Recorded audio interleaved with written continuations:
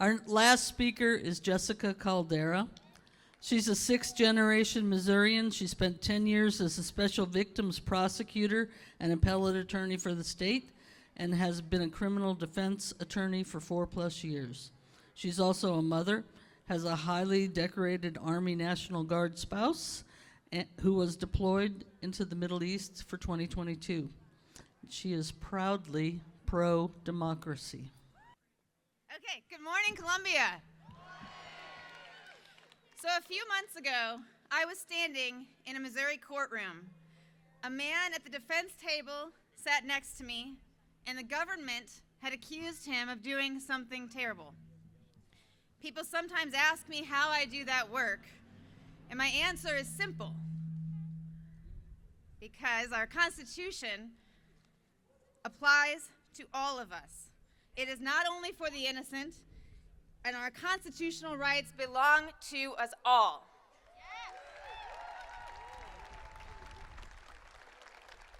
Across the room was a judge wearing a robe, a court marshal wearing a gun, and to the side, for whom everyone in the room stood, every time they came and went, sat 12 ordinary people. Jurors from this community, teachers, parents, workers, neighbors, people who stepped away from their daily lives with no personal bias or stake in the case.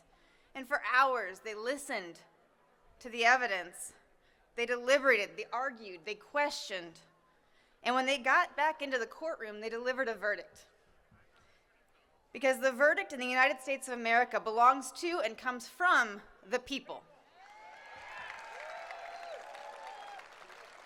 In America, the government cannot simply declare someone guilty. In America, 12 ordinary people tell the government, prove it. Show me. That is the opposite of a king. A king decides by decree. In another courthouse last month, a grand jury came together, and the saying goes that a good prosecutor can indict a ham sandwich through the grand jury. But not last month. When prosecutors tried to indict or charge 6 opposition lawmakers for telling the truth that our American soldiers do not have to obey unlawful orders,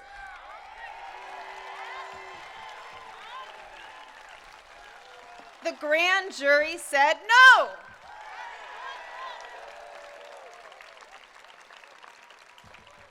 Now, when I was a prosecutor representing the state of Missouri, I was proud to say that. To stand in open court and publicly announce that I represented the people of Boone County. And like many government roles, it was an incredibly important position. It came with incredible responsibility, and I made unpopular decisions. I had to talk with victims or family members who'd been affected by crime and make decisions they didn't agree with. But I said my full name is Jessica Caldera. I showed my face.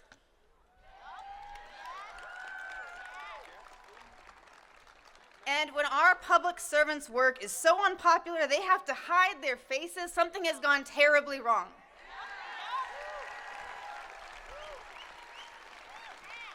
When ICE agents hide behind masks, that shows us that they believe they are unaccountable to the people. They're doing something they're ashamed of. They're cowards. And it creates an untenable, unacceptable, and un-American situation.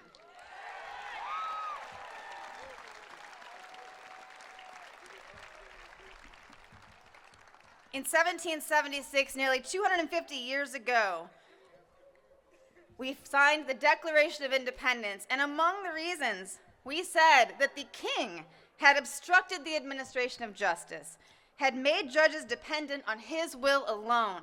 It sounds all too familiar today in 2026. And they said that their British brethren were, quote, too deaf to the voice of justice to address those concerns. So we, the people, declared our independence. And we wrote that the purpose of our government is to secure our rights to life, liberty, and the pursuit of happiness. And our government gets its power from the consent of the governed. We are here today. We show them that we do not consent to this.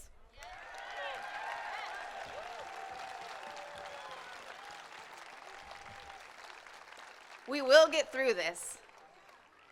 And when our children and grandchildren ask what we did during this time, we will tell them that we resisted.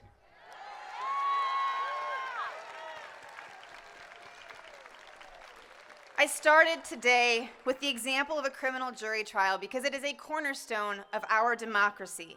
That in the rural areas of Alaska and in the crowded cities of Chicago and all the places in between, we take for granted that if the government believes someone's committed a crime, that we get to ask the people to decide.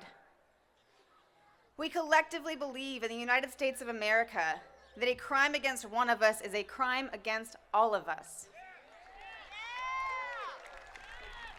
And no matter how serious the crime or punishment, we all have rights. Rights to no cruel or unusual punishment. Rights to a feisty lawyer who gets to tell the government, prove it. And as someone who cares very deeply about our justice system, I worry. When the only crimes that matter are the crimes that someone rich or powerful deems them important, or when someone is rich and powerful, they believe and sometimes get away with it. Once the government can do that, once the government can throw people away as quickly as it chooses, we are no longer living in a democracy, we are living under a king. Recently, after only the briefest of hearings in New Mexico, an immigration judge deported Owen Ramsing for life because he had 2 drug-related convictions from the 1990s, 30 years ago. His case made the news because he held a green card, immigrated here at age 5, and had long been an upstanding member of our Columbia community. Even the typically anti-immigration folks on my Facebook on that said, oh no, not him. He should get to stay.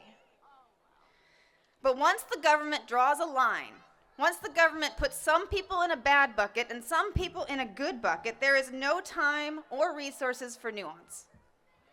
We know that first they come for the immigrants. And while those immigrants await their deportations, we house them in retrofitted, inhumane warehouses.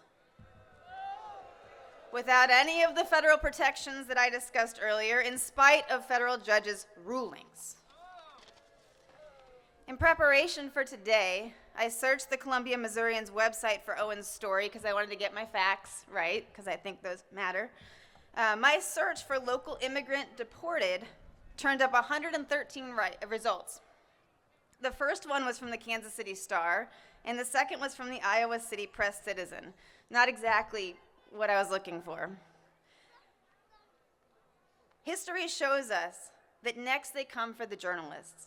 And when they do, it's not always the force or drama that we expect it to be. In America lately, that looks like consolidation. And like the kings and nobles of feudal times today, a handful of corporations and wealthy private equity owners control the vast majority, a crazy percentage, of our local news across the country. And that means that the wealthy owners decide the priorities.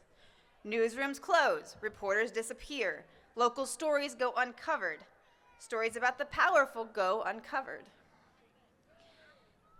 When local journalism weakens, accountability weakens with it. Democracy depends on the people knowing what is happening in our own communities. It depends on someone being there to ask the questions, to sit in the courtroom, to attend the whole city council meeting, to tell the story of a man like Owen, not as a headline, but as a neighbor. When fewer and fewer people control what gets covered, that's a shift in who gets to tell the story of America. And when the powerful few control the story, it's easier and easier to ignore what's happening to the powerless.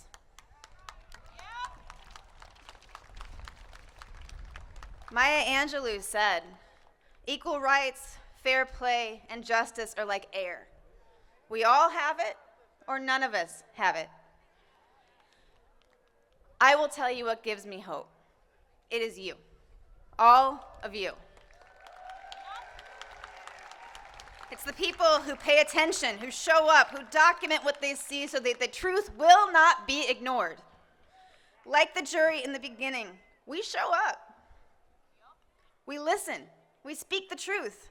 That's what democracy asks of all of us. Not perfection, but participation. And as long as we keep showing up for as long as it takes, we keep bearing witness, we keep telling the truth, we will keep this democracy alive. We will keep power where it belongs, with the people. And we will make sure that together there are no thrones, no crowns, no kings,